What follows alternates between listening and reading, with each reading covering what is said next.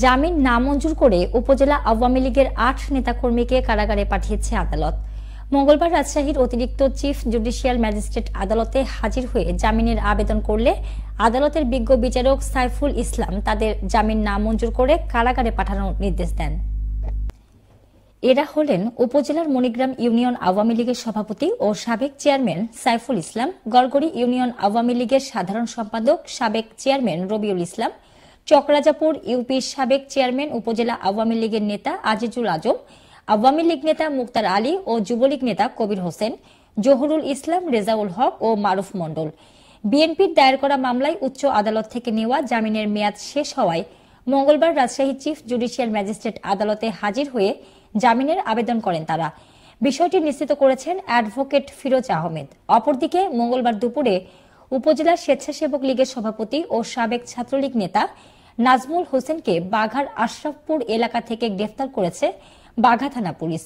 বাঘা থানার officer in charge আফম Asaduzzaman জানান, নাজমুল হোসেনের বিরুদ্ধে থানায় ৩টি মামলা রয়েছে। এর মধ্যে ২টি মামলায় জামিন নিলেও একটি মামলায় সে পলাতক ছিল। সেই মামলায় তাকে গ্রেফতার করা হয়েছে।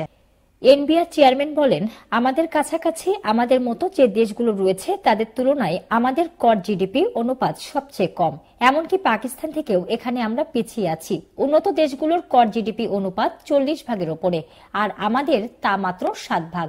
তিনি আরো বলেন, এখন আমাদের ১,১২,০০,০০০ আয়কর সনদধারী আছে। গত এক দশকে আয়কর সনদধারী ৮৫ লাখ বেড়েছে, কিন্তু রিটার্ন দেয় মাত্র ৪০ লাখ। এর মধ্যে ট্যাক্স দেয় না আবার ২৫ লাখ। মাত্র ১৫ লাখ মানুষ ট্যাক্স দেয়। এই অবস্থা থেকে আমাদের বেরিয়ে আসতে হবে। গ্রামের অর্থনীতি এখন অনেক বড় হয়েছে। গ্রামের প্রতিটি বাড়িতে এখন অ্যান্ড্রয়েড ফোন, টেলিভিশন, ওয়াইফাই সংযোগ আছে। উপজেলা পর্যায়ে এখন অনেক অর্থনৈতিক কর্মকাণ্ড চলছে, কিন্তু সেখানকার মানুষ আমাদের ট্যাক্স নেটের আওতায় নেই। তিনি উপজেলা পর্যায়ে ট্যাক্স নেটের মধ্যে নিয়ে আসার উপর গুরুত্ব আরোপ করেন। এ সময় এনবিআর চেয়ারম্যান চাণক্যের উদ্ধৃতি উল্লেখ করে বলেন, কর প্রদানকারীদের সাথে এমনভাবে আচরণ করতে হবে যেন তার পরবর্তী প্রজন্মরা তাদের ব্যবসাটা অব্যাহত রাখতে পারে। মতবিনিময় সভায় বিভাগীয় ও জেলা পর্যায়ের কর্মকর্তাবৃন্দ উপস্থিত ছিলেন। ভুক্তভোগী বুলবুল হোসেন নগরীর রাজপাড়া থানার গোলজারবাগ এলাকার জয়নাল আলীর ছেলে। মঙ্গলবার দুপুরে নগরীর একটি রেস্তোরাঁয় আয়োজিত সংবাদ সম্মেলনে বুলবুল হোসেন লিখিত বক্তব্যে বলেন, রাজশাহী বিশ্ববিদ্যালয়ে চাকুরি নিয়ে দেওয়ার প্রতিশ্রুতি দিয়ে ২০২২ সালের ১৫ জানুয়ারি পূবালী ব্যাংক কাটাখালী শাখার হিসাব নাম নাফি নিহান ফার্মেসি ৪৫ লক্ষ টাকা নেয়। ওই সময় বুলবুলের আত্মীয় তুষার আহমেদ বলেন, সাবেক সিটি মেয়রের AHM খায়রুজ্জামান লিটন তার খুব কাছের। রাজশাহী বিশ্ববিদ্যালয়ের সেকশন অফিসার হিসেবে চাকুরি নিয়ে দেওয়া কোনো ব্যাপার নয়, যার কারণে সে এবং তার বোন কাফেলার চাকুরির জন্য নগদ অর্থ ৪৫ লাখ টাকা জিয়াউলকে দেয়। তুষারের অভিভাবক হিসেবে বুলবুল দায়িত্ব নিয়ে অভিযুক্তের সঙ্গে যোগাযোগ রাখে।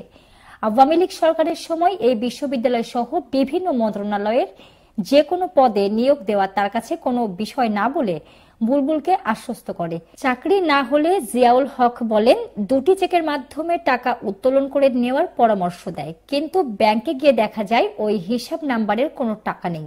স্থানীয় আওয়ামী লীগ নেতা জিয়াউলের কাছ থেকে পাওনা টাকা ফেরতে প্রশাসনের হস্তক্ষেপ চেয়ে বুলবুল আরো বলেন, আওয়ামী লীগ সরকার পতনের পর পুনরায় তার নিকট পাওনা টাকা ফেরত চাওয়া হয়, কিন্তু সে বলে পরিস্থিতি ভালো না, সরকার ক্ষমতায় নেই, প্রয়োজনে তার জমি বিক্রয় করে টাকা দিব, কিন্তু টাকা ফেরত দেওয়ার কোনো পদক্ষেপ নেই। উল্টো আমাদের পরিবারকে নানাভাবে হুমকি দিচ্ছে। এছাড়াও সত্য ঘটনাকে মিথ্যা ব্যাখ্যা দিয়ে সাধারণ মানুষের কাছে সহানুভূতি নেওয়ার চেষ্টার নতুন ফাঁদ বুনছে।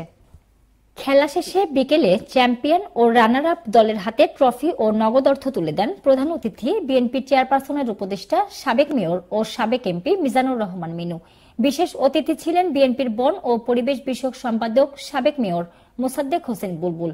খেলায় ম্যান অব দ্য ম্যাচ হন জাতীয় দলের ক্রিকেটার শামীম পাটোয়ারি। তিনি একাই করেন ৮৮ রান। এদিকে ম্যান অব দ্য সিরিজ হন সাব্বির হোসেন। সর্বোচ্চ উইকেট শিকারী হলেন নেহাতুজ্জামান নেহাদ। বিজয়ী দলকে ৩ লক্ষ টাকা এবং রানার্স আপ দলকে নগদ ২ লক্ষ টাকা করে প্রদান করা হয়। সভাপতিত্ব করেন আরাফাত রহমান কোকো ফাউন্ডেশনের আহ্বায়ক মোজাদ্দেদ জামানী সুমন। বক্তব্য রাখেন সংগঠনের নেতা আবুল কালাম আজাদ সুইট, হাসিবুল ইসলাম শাওন, জাকির হোসেন রিমন সহ নেতৃবৃন্দ। আরাফাত রহমান কোকো ফাউন্ডেশনের আয়োজনে গত 15 ফেব্রুয়ারি এই টুর্নামেন্ট শুরু হয়। খেলায় মোট 6টি দল অংশ নেন। আয়োজন করে শহীদ আরাফাত রহমান কোকো ফাউন্ডেশন। এদিকে রাজশাহী বিশ্ববিদ্যালয় 45তম আন্তঃ কলেজ অ্যাথলেটিক্স প্রতিযোগিতা শুরু করেছে। 2 দিনব্যাপী এই প্রতিযোগিতার উদ্বোধন করেন প্রধান অতিথি বিশ্ববিদ্যালয়ের উপাচার্য প্রফেসর ডক্টর সালেহ হাসান নকিব। বিশেষ অতিথি ছিলেন উপ-উপাচার্য প্রফেসর ডক্টর মোহাম্মদ মাইনউদ্দিন ও উপ-উপাচার্য প্রফেসর ডক্টর মোহাম্মদ ফরিদ উদ্দিন খান, কোষাধ্যক্ষ প্রফেসর ডক্টর মোহাম্মদ মতিয়ার রহমান। স্বাগত বক্তব্য রাখেন শরীরচর্চা শিক্ষা বিভাগের পরিচালক রোকসানা বেগম।